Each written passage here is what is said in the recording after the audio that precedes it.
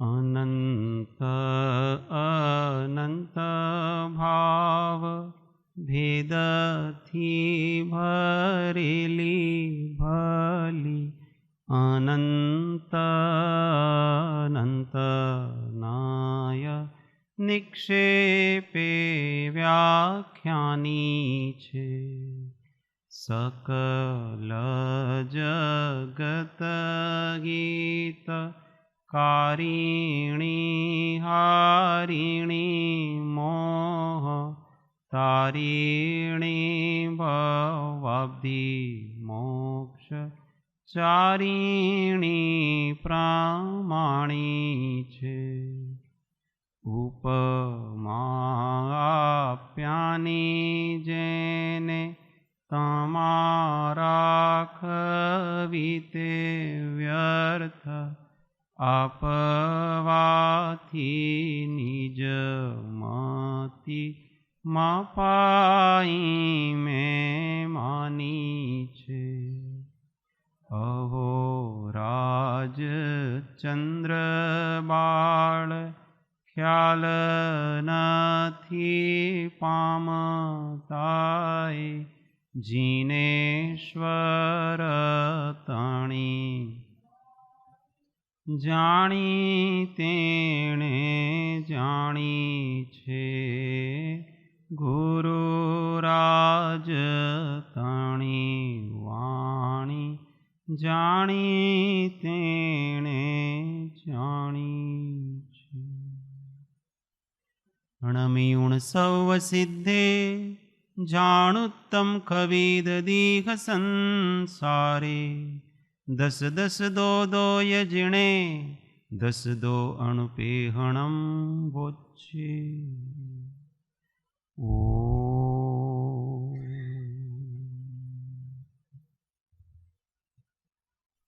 तत्व विचार में श्रीमद् भगवत कुंदाचार्य विरचित श्री 12 अणुवेखा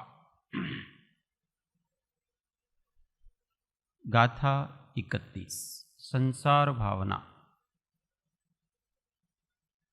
पृष्ठ संख्या 46 आधी लाइन बोले। मम पुत्तम मम भज्जा मम पुत्तम मम भज्जा मम धन धन्नोति तिव्य कंखाये। मम धवण धन्नोति तिव्य कंखाये। चै उण धम्म बुद्धिम जौ उण धम्म बुद्धिम पच्छा पड़ति दिह संसारे। पच्छा परिपड़ितिह संसारे। मम पुत्तम मम भज्जा मम पुत्तम मम भज्जा मम धन धन्नोति तिव्य कंखाये। मम धन धन्नोति तिव्य कंखाये। चौ उण धम्म बुद्धिम चौ उण धम्म बुद्धिम पच्छा परिपड़ति दीह संसारे। पच्छा परिपड़ितिह संसारे। सब साथे मम पुत्तम मम भज्जा मम धन धन्नोति तिव्य कंखाये। चैउण धम्म बुद्धिम पच्छा परिपड़ति दीह संसारे। स्त्रीपुत्र धन स्त्रीपुत्र धान्य धन ये मम कोश प्यारे। यो त्रिबे लोभ मद सब हो सिटारे। सद्धर्म से बहुत ही बस ऊब जाते। मोही अगाध भव सागर डूब जाते। सब साथ में स्त्री पुत्र धान्य धन ये मम कोश प्यारे। यो तीव्र लोभ मद पी सब होश टारे। सद्धर्म से बहुत ही बस ऊब जाते। मोही अगाध भव सागर डूब जाते। गुजराती। आ पुत्र मारो पत्नी मारी धान्य धन मारा कहे जीव तीव्र मोहे धर्म छोड़ी दीर्घ संसारे बहे। आ पुत्र मारो पत्नी मारी धान्य धन मारा कहे जीव तीव्र मोहे धर्म छोड़ी दीर्घ संसारे बहे। अर्थ। यह मेरा पुत्र है, यह मेरी स्त्री है। स्त्री का मतलब पत्नी। जहां जहां भी स्त्री शब्द आता है ना, स्त्री शब्द, वह मुख्य रूप से पत्नी के रूप में आता है। और यह बाकी तो सब संबंधों के रूप में आएगा, माँ बहन ऐसे संबंध के रूप में आएगा। और जहां केवल स्त्री ऐसा आया मतलब वो पत्नी के रूप में अर्थ में आता है। यह मेरा पुत्र है, यह मेरी स्त्री है, और यह मेरा धन धान्य है। इस प्रकार की गाढ़ी लालसा से जीव धर्म बुद्धि को छोड़ देता है और इसी कारण फिर सब ओर से अनादि संसार में पड़ता है। यह मेरा पुत्र है। कृपालदेव के छे आ मारो पुत्र छे, आ मारी स्त्री छे અને આ મારા ધન ધાન્ય છે એવી તીવ્ર કાંક્ષાથી જીવ ધર્મ બુદ્ધિને છોડે છે અને તે કારણે દીર્ઘ સંસારમાં પડે છે। यह मेरा पुत्र है। पुत्र किसको कहते हैं? પોતાથી થયો હોય એનું નામ પુત્ર। પુત્ર એટલે સંતાન, એટલે પુત્રી ગણી લેવી એમાં બંને। જે પોતાનામાંથી ઉત્પન્ન થાય છે એ પોતાની સંતાન કહેવાય છે। तो हम पुत्र को अपना कहते हैं, तो क्या अपने से पैदा हुआ वो? कोई भी वस्तु एक द्रव्य दूसरे द्रव्य से पैदा नहीं होता है, तो उसको पुत्र कैसे कह सकते हैं? हमारा पुत्र हमारी पुत्री वो हमारे भाव हैं, हमारे परिणाम ही हमारे पुत्र पुत्रियां हैं, और कोई नहीं है, क्योंकि वो हमसे पैदा होते हैं। ये हमसे जो हमारी जो बुद्धि है वो हमारी पुत्री है, क्यों हमसे पैदा हुई है। विवेक है वो हमारा पुत्र है, वो हमसे पैदा हुआ है। और जितने जितने भी भाव हैं, भले अच्छे हो के बुरे हो, पर वो सब हमारी संतान है। ये बेटा बेटियां कहां से होगी? बेटा का मतलब क्या होता है पता है? अपने से बट करके जो निकलता है उसका नाम बेटा। बट करके मतलब अपना हिस्सा है वो। तो शरीर की अपेक्षा से कहा जा रहा है कि ये मेरा बेटा, ये मेरी,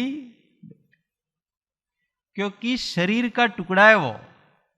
मां के गर्भ में रहता है तो वो मां के शरीर का भाग है वो।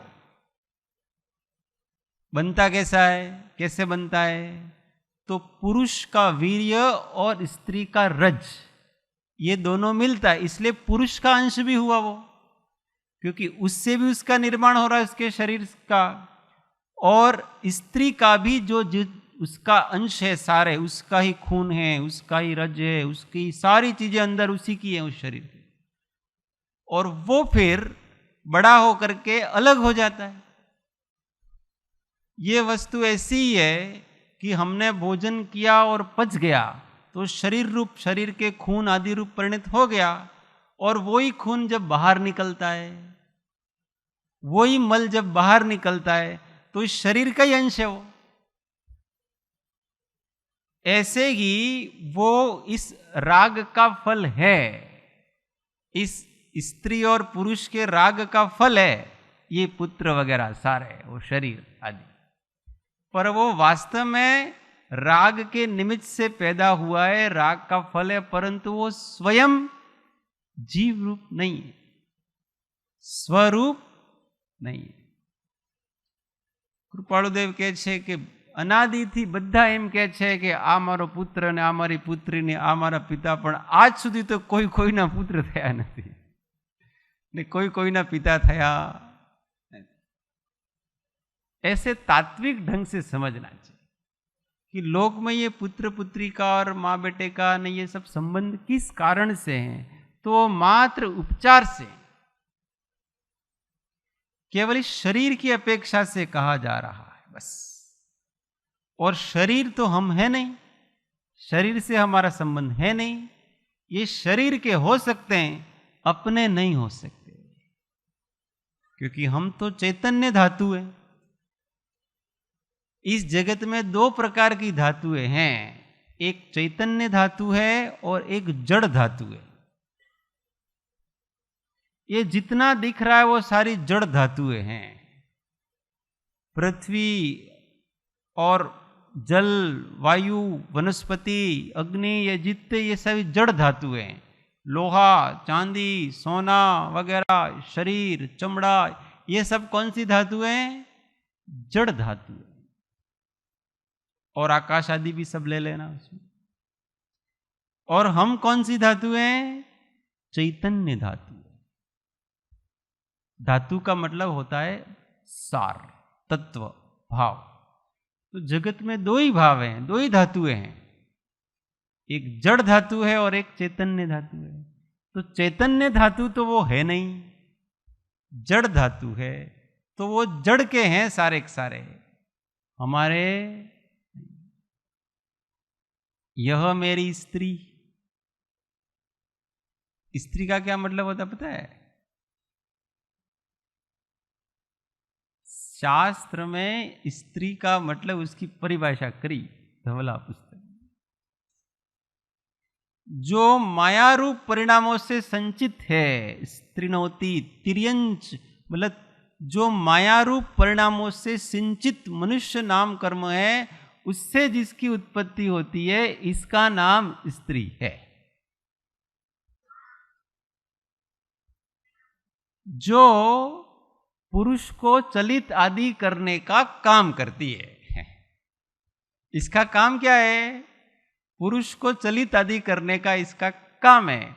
माया रूप परिणामों से वो बनी हुई है, इसलिए उसकी सारी चेष्टाएं भी कुटिलता से युक्त होती है।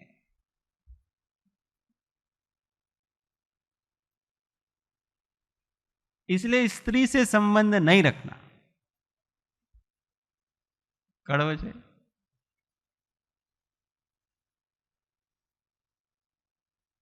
आप नारी से, महिला से संबंध रखो, स्त्री से संबंध मत रखो। स्त्री इसका नाम है। एक बार एक महाराज था, नाम में भूली गया, અત્યારે જેમનો 2 વર્ષ 3 વર્ષ પહેલા જેમનો દેહ વિલાસ, आचार्य था, आचार्य वासुपूज्य महाराज, वासुपूज्य महाराज नाम, हाँ वासुपूज्य महाराज, बराबर। उन्होंने प्रवचन में कहा कि हम स्त्रियों से आहार नहीं लेते,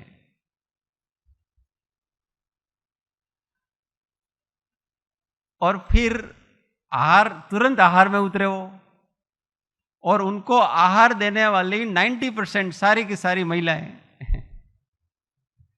इसलिए कोई भाई वो देख रहा था बराबर। अब भी महाराज अभी प्रवचन में कह रहे थे कि मैं स्त्रियों से आहार नहीं लेता, और यहाँ 90% महिलाएं खड़ी है, उनको आहार दे रही है। बनाने वाले भी स्त्री है, महिलाएं, और देने वाले सब। फिर महाराज का आहार हो गया। इसके बाद महाराज को पकड़ा कि महाराज, कथनी और करनी में अंतर नहीं होना चाहिए। आप तो साधु हो, आप क्या कह रहे थे और क्या कर रहे हैं? अभी अभी आपने कहा कि मैं स्त्रियों से आहार नहीं लेता हूं, और अभी आपने साहब स्त्रियों से ही आहार लिया। तो उन्होंने कहा मैंने स्त्रियों से आहार नहीं लिया, परंतु दिख रहा है ना प्रत्यक्ष, भाई मैंने स्त्रियों से आहार नहीं लिया, मैंने श्राविकाओं से आहार। वो सब श्राविकाएं हैं, वो स्त्रियां नहीं है। क्यों नहीं है पता है? जब पंचम गुण स्थान होता है तो 3 प्रकार के शल्य निकल जाते हैं। कौन कौन से? माया, मिथ्यात्व और वो जो आहार देने वाली है, देवशास्त्र गुरु के प्रति निष्ठा रखने वाली है, वो श्राविकाएं। माया नाम का शल्य है ही नहीं तो स्त्री रही कैसी? इसलिए स्त्री पर्याय का छेद करने के लिए व्रत ग्रहण किया जाता है। अब फिर नेक्स्ट उसकी स्त्री पर्याय नहीं होगी, क्योंकि माया नाम का शल्य उसके चला गया। अगर वो सही में पालन करे तो सारी, इसलिए अब स्त्री नहीं बनाना, संबंध सबसे रखना, पर स्त्री नहीं बनना। स्त्री हमेशा व्यक्ति को चलित करने का काम करती है। अपनी पत्नी भी श्राविका हो सकती है, पत्नी में कोई दिक्कत नहीं है, पत्नी से संबंध रखने में कोई दिक्कत नहीं है, स्त्री से संबंध मत रखो। इसलिए आप पत्नी को श्राविका बनाओ, पत्नी को धर्मात्मा बनाओ। ये थोड़ी गूढ़ बात है, पर इसलिए स्त्री शब्द बहुत योग्य नहीं, क्योंकि वो इसी प्रकार से बना। कुंद स्वामी को एग्जाम्पल देना था मायाचार का, सहज मायाचार, कि अबुद्धिपूर्वक ऑटोमेटिक ही मायाचार हो जाता है जिनके हैं। उनको दूसरा कोई उदाहरण नहीं मिला, उन्होंने स्त्री का उदाहरण दिया कि केवली की क्रिया कैसे होती है। केवली का उठना बैठना, उनका विहार करना, उनका उपदेश, वो कैसा, तो उनके सहज होता है। सहज कैसे होता है? तो जैसे स्त्रियों में मायाचार सहज होता है, बिना इच्छा के, बिना विचार के, बिना विकल्प के, ऑटोमेटिक नैसर्गिक तरीके से होता है, उसी प्रकार से केवली की विहार आदि क्रियाएं होती हैं। मायाचारे वित्थिणाम, ऐसा शब्द लगाया। जिस प्रकार के स्त्रियों के मायाचार सहज होता है, उसी प्रकार से केवली की ये सारी क्रियाएं बिना इच्छा के सहज हुआ करती। इसलिए अपने में से स्त्रीपना निकालना। पुरुष के अंदर भी स्त्रीपना होता है, उसको भी निकालना, और महिलाओं के अंदर भी स्त्रीपना होता है, उस स्त्रीपने को निकालने का प्रयत्न करना।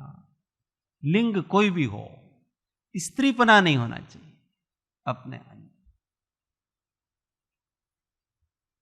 तो आज तक तो कोई किसी की स्त्री हुई नहीं, और यह मेरा धन धान्य है। अब ये तो तीनों चीजें हैं, वो बहुत दूर की वस्तु है। चलो ये दो तो कम से कम भावात्मक रूप से अपने से जुड़े हुए हैं, अपना कुछ हेल्प कर रहा है, कुछ कर रहा है, स्त्री भी थोड़ा। अभी पैसे क्या कर रहे हैं? पैसे घर में, धन घर में है, तो वो धूल के बराबर ही, मिट्टी से अधिक क्या हो। बैंक में रखा हुआ है अथवा सोना चांदी पड़ा हुआ है, हमारा यूज में नहीं आता तो वो क्या, मिट्टी पत्थर ही तो है एक प्रकार। यूज में आए तो चलो, थोड़ा उपयोग में आए तो मानो कि ये है। अभी घर में बहुत अच्छा सोने का हार पड़ा हुआ है, तो वो क्या है? मिट्टी तो है, उपयोग में भी नहीं आ रहा। और मिट्टी को पहन करके हम अपने आप को सुंदर मानते हैं, कितना सुंदर है मिट्टी लगा करके, उससे अपना सौंदर्य बढ़ाते हैं और मानते भी हैं। क्योंकि उससे शरीर का सौंदर्य बढ़ता है। और ये जीव अपने आप को शरीर मानता है, इसलिए उसको लगता है कि यार मैं बहुत सुंदर लग रहा। फिर कहते हैं, क्या कहते हैं पता है? આ તો આપણા માટે તો નહીં, પણ આપણે સમાજમાં રહીએ છીએ ને એટલે થોડોક તો આપણે ખરો પડે છે, થોડો તો સારું રહેવું પડે આપણને। तो वो ठीक है भाई, आपका मिथ्यात्व नहीं है, परंतु आप अभी भी दूसरों की दृष्टि से जी रहे हैं। जगत में सादगी को ही पसंद करते हैं। कोई भी व्यक्ति है वो किसी के शरीर के ऊपर बहुत सारी चीजें, उसको कोई पसंद करता? सादगी पसंद है सबको। इसी को लगता है कि लोग मेरे को देख रहे हैं, कोई किसी को नहीं देखता। और जैसा स्वाभाविक शरीर है वैसा रखो, इसमें क्या है? इसलिए धर्म मार्ग पर आने के बाद में जब दीक्षा वगैरह लेते हैं तो ये सब श्रृंगार वगैरह का निषेध। गृहस्थी में थोड़ा बहुत होता है। क्यों होता है पता है? एक कोई भी किसी की पत्नी है अथवा कोई भी महिलाएं, उनको वो श्रृंगार करते हैं। क्यों करते हैं? किस लिए करते हैं? क्या दूसरों को दिखाने के लिए करते हैं? अगर वो दूसरों को दिखाने के लिए करे तो वो स्त्री व्याभिचारिणी है। समझ में आ रहा है? अगर दूसरों को दिखाने के लिए श्रृंगार करे तो वो व्याभिचारिणी है।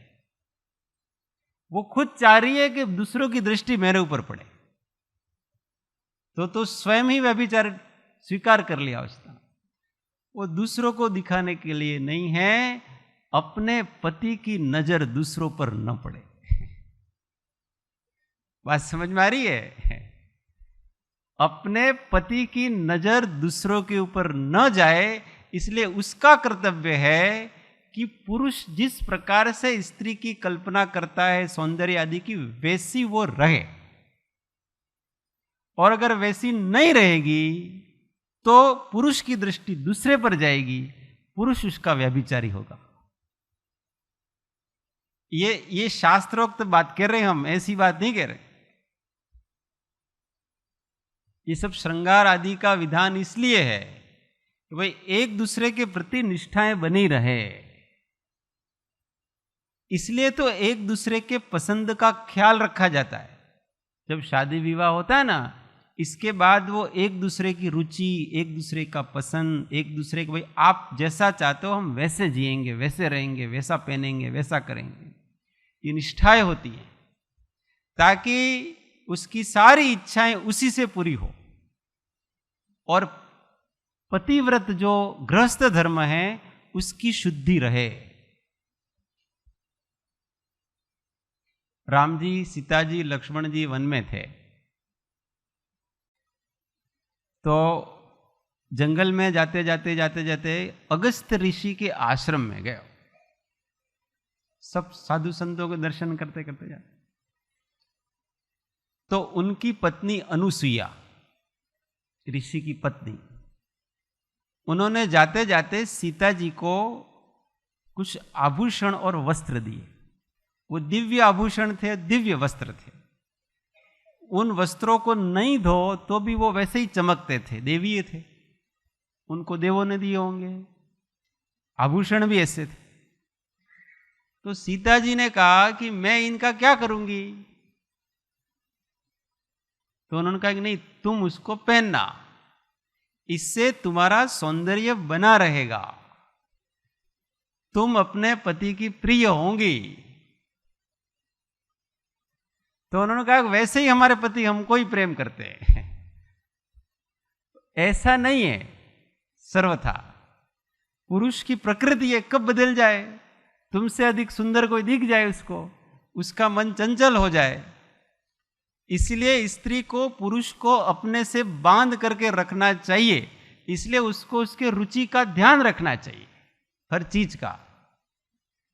इसीलिए राम की नजर कहीं और नहीं जाए, इसलिए तुमको ये करना है, तुमको दूसरों को दिखाने के लिए नहीं। बात समझ में आ रही? ये होती है चीजें।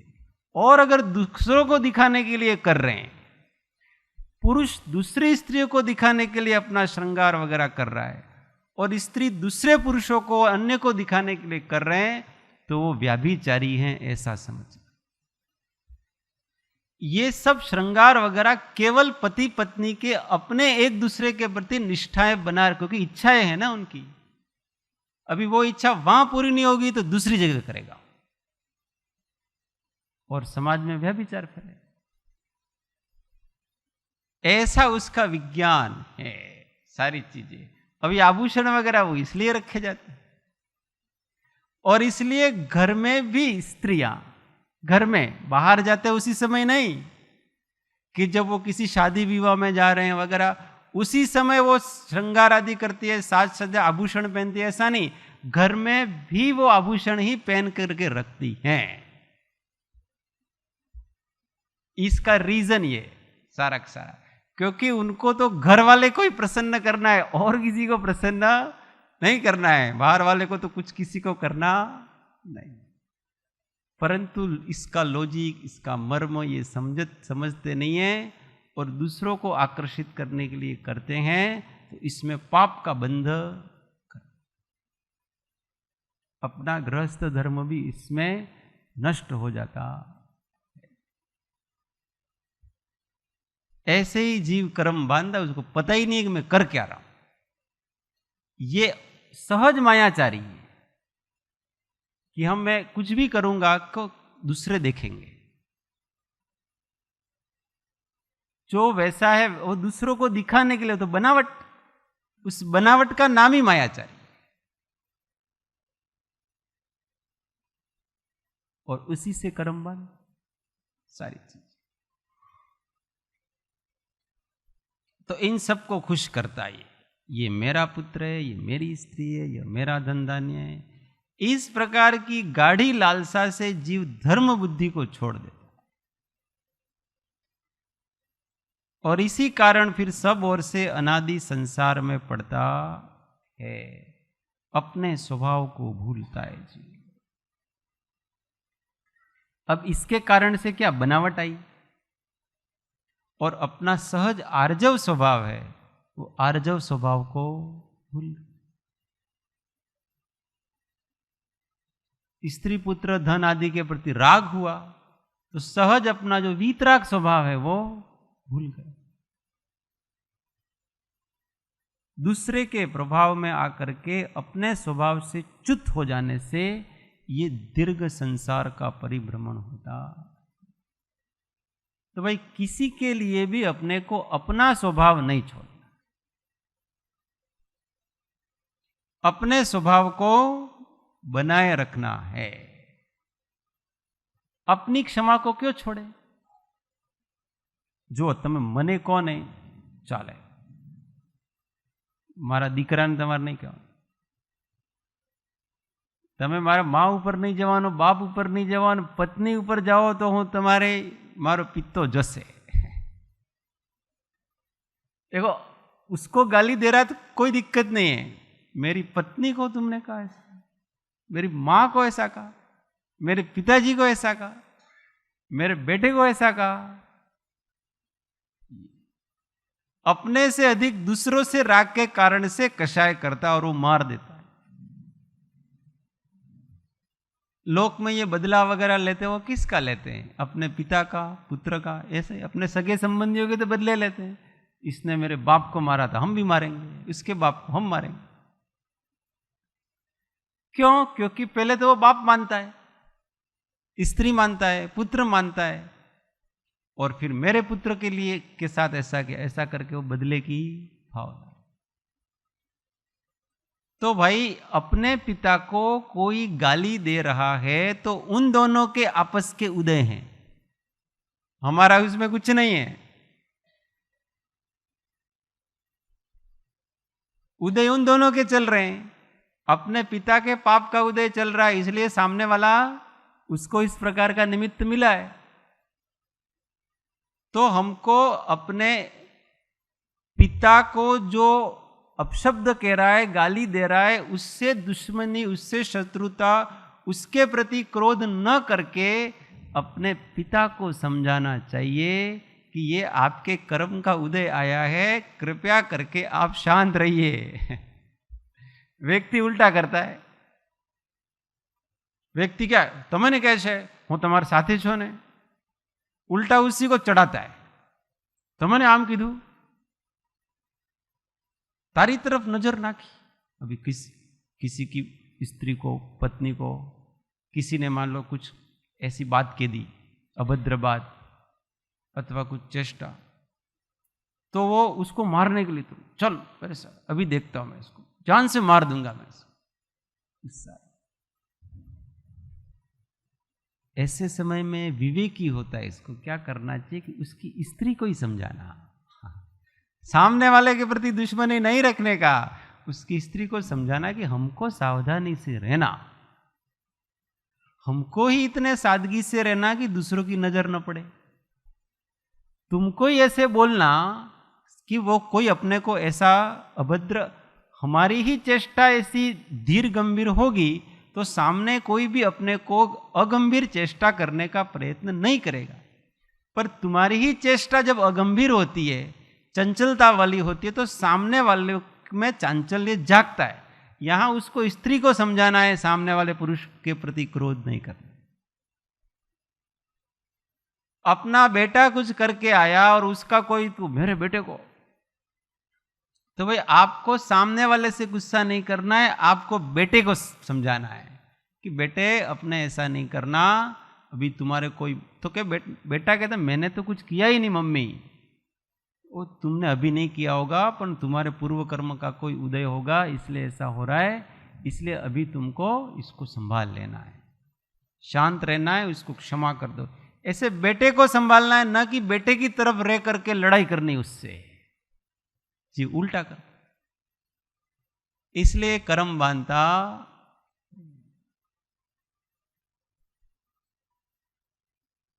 गुस्सा आ जाता है, आता है। एक बार मेरे साथ भी हुआ ऐसा, मैंने 2-3 बार घटना बताई, फिर मुझे लगा कि ये प्रोसेस ठीक नहीं है। किसी के भी प्रति रागातिशय, उससे जब दूसरों के प्रति अपने को द्वेष जागे तो वो अपनी आसक्ति थी, वो अपना प्रेम नहीं था। हम गिरनार में जा रहे थे तो वहां पर वो बावे लोग होते, भाई हमने ऊपर चढ़ के उनको यूं कहा कि भाई हमको नेमिनाथ भगवान की टोक पे उनको दर्शन करना है, हमारा भगवान। तो उन्होंने भगवान के प्रति बड़े खराब शब्द का उपयोग। अब अपन जिस भूमिका में हैं, उस भूमिका में स्वाभाविक रूप से कोई अपने इष्ट देवता के प्रति कोई ऐसे शब्द का उपयोग करे, अपने गुरु के प्रति करे, तो थोड़ा तो अपने को होता ही, हम इस भूमिका में, इसलिए होता ही है। तो भाई वैसे मुझे जीवन में, मैंने पूरे जीवन को देखा ऐसे, बचपन से लगा, गिने चुने 1-2 अवसर होंगे कि मेरे मतलब मुझे कभी क्रोध आया कि सामने वाले को दिख जाए, इस प्रकार का क्रोध आया हो। ऐसे जीवन के 1 या 2 अवसर होंगे बस, उसमें वो एक अवसर था कि यार भगवान को ऐसा कहता। उसका परिणाम क्या हुआ पता है? फिर मेरे मुंह से निकल गया कि यार तुम लोग मूर्ख हो, तुम कितना पाप बंधोगे। अब वो तो पहले से ही चढ़े हुए, जो बंदर मदिरा पिया बिच्छू डंकित का, ऐसा ही वो तो पहले से ही ऐसे थे। तो वो सब ने उनके घंटनाद करते हो, फिर कोई भी ऐसी आपत्ति आ जाती तो घंटा बजे सब इकट्ठे हो जाते, और हम 5-7 लोग हम भी थे। फिर हमने परिस्थिति देखा, फिर वहां पुलिस वाले वगैरह थे, तो येन केन प्रकार है ना वो मामला ठंडा हो गया। परंतु इस सब का कारण क्या? आप अपने प्रिय की निंदा को सहन नहीं कर पाए। आपका अपना उदय नहीं था वो, आपको भी नहीं कहा जा रहा था, परंतु आप उसको सहन नहीं कर पाए। आपको अपने को ही समझाना था, उसमें दूसरे को नहीं समझाना कि ये सब बेचारे अज्ञानी लोग हैं, उनको पता नहीं पड़ रहा है। उस समय करुणा भाव लाना था, न कि क्रोध भाव लाना था। परंतु हम करुणा भाव नहीं ला सके और हम क्रोध भाव आ गया बस उसमें, और उसमें अपने मुंह से शब्द निकल गए और उससे वो सारा बखेड़ा हुआ। समझ में आ रहा है? जहां भी अपनापन किया, देखो अपनापन करो वहां भी कोई दिक्कत नहीं, परंतु इतना अपनापन नहीं करना कि अपने अपनेपन के कारण, उन अपनों के कारण से दूसरों के प्रति परायापन हो जाए। राग करो, पर इतना राग मत करो कि दूसरों से द्वेष हो जाए। भाई मुझे इनसे प्रेम है, पर इसका अर्थ ये नहीं कि मुझे आपके प्रति द्वेष है। प्रेम ऐसा होना चाहिए, सबसे प्रेम करें अपन, परंतु इतना ना करे किसी से कि दूसरे के प्रति अपने को इससे, सबके प्रति। इस प्रकार से हम करेंगे तो सबके साथ प्रेम से भी रह पाएंगे और सबका अपन सामान्य उपयोग भी कर सकेंगे और अपन निर्लिप्त जल कमलवत भी रह सकेंगे, नवीन कर्म बांधेंगे नहीं। तत्व को समझें हर समय कि भाई ये चीज इस प्रकार से है कि कोई किसी का, ये मेरे को जो उसके प्रति जो हो रहा है बुरा लग रहा है, वो बुरा इसलिए लग रहा है कि उसको मैं अपना मान रहा हूं, स्व से जोड़ रहा हूं, और स्व तो है नहीं, वो तो उसका उदय है। उसके उदय में भी अपने को शांत रहना है और अपने उदय में भी अपने को शांत। जीव अपने उदय में तो कदाचित शांत रह जाता है, दूसरे के अपने प्रियजन के उदय में वो शांत नहीं रह पाता है। हमको इसका भी अभ्यास करना है। इसलिए इसके कारण से, अपने प्रियजनों के कारण से शत्रु पैदा न करें। हम नहीं, अपने प्रियजनों से प्रेम रखें, पर प्रियजनों के शत्रुओं से हम शत्रुता न करें, नहीं बढ़ाएं। और जो जी परंपराएं चल रही हैं वो शत्रुता की, उसको धीमे धीमे कम करना। ऐसे ही संसार बढ़ाया। प्रतिकूल संयोगों में क्रोधित होकर संसार बढ़ाया है, संतप्त हृदय प्रभु चंदन सम शीतलता पानी आया। ओम सद्गुरु परम कृपाणु त्रिलोकनाथ की जय, सब संतन की जय। आनंद घन ओम।